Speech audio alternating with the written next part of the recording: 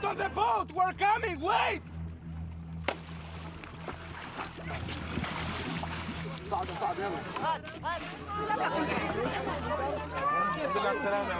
Take the baby, please.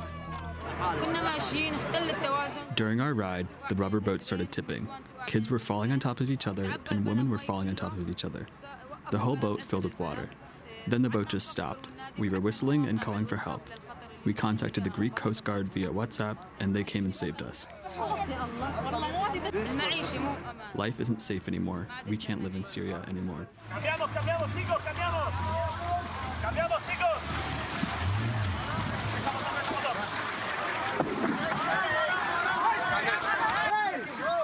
Over 800,000 asylum seekers and migrants reached Europe by sea this year.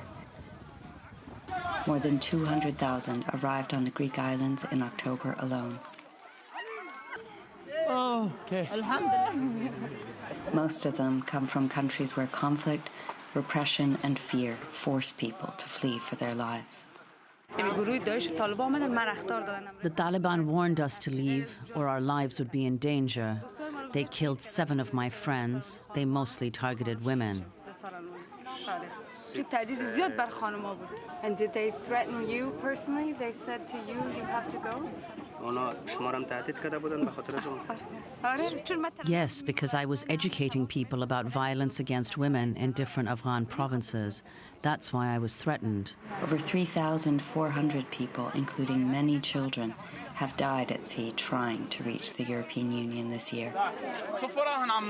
Yet despite the risks, they keep coming. My daughters and I suffered so much. The decision to make the journey was very difficult. We knew it was a death journey. We knew our lives were at stake. But it didn't matter if we lived or died. The risk was better than to continue living as Syrian refugees in Turkey. Where are you going now? They're going to Almania. How many days since they've had the medicine? When did you leave there, sir? Human Rights Watch sent teams of researchers to document the dangerous journeys Were you many people coming? and the hardships upon arrival. The government's there to say, go back to Hungary. We spoke to Syrians, Afghans, Iraqis, Eritreans, and Somalis. In story after story, we heard that the only way out of violence and terror at home and unbearable conditions in neighboring countries was to resort to smugglers and flee through dangerous crossings.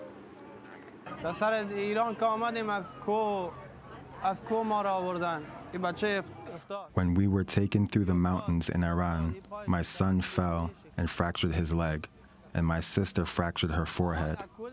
We were going through the mountains, and the smugglers were pushing us. If we didn't run, we would have been shot. The smugglers forced us onto the boats.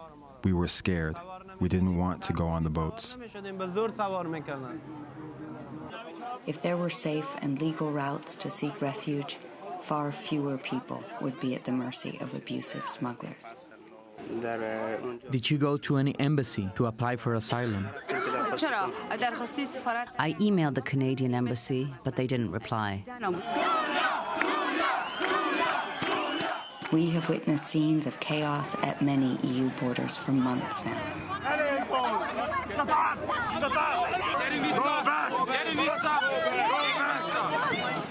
Daily arrivals of thousands of people on Greek islands created an ongoing humanitarian crisis, hitting those most vulnerable the hardest.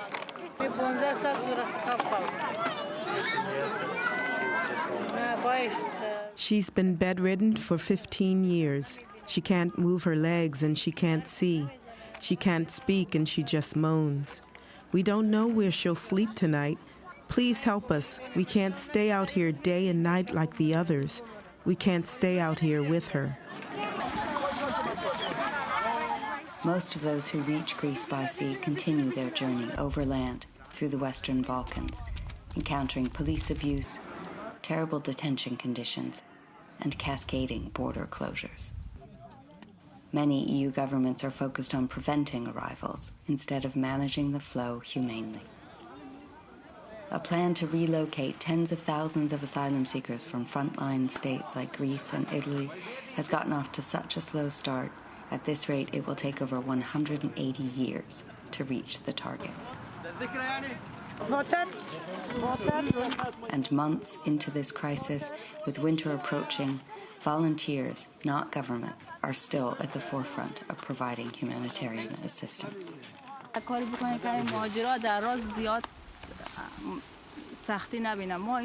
Do something so that the refugees won't suffer so much on the way. We have suffered a lot. We came on foot with small children. People are going to come here anyway. No matter how difficult, they are determined to come. Until now, the response of EU governments to the crisis has been deeply flawed, defined by deaths at sea, chaos, and distressing humanitarian conditions. People should not have to risk their lives or face so many obstacles to reach a place of refuge. The European Union has a legal and moral obligation to fairly process and humanely host asylum seekers and refugees, and respect the rights and dignity of everyone who arrives at its borders. We are from Syria, from Damascus. Damascus is the very good before the war.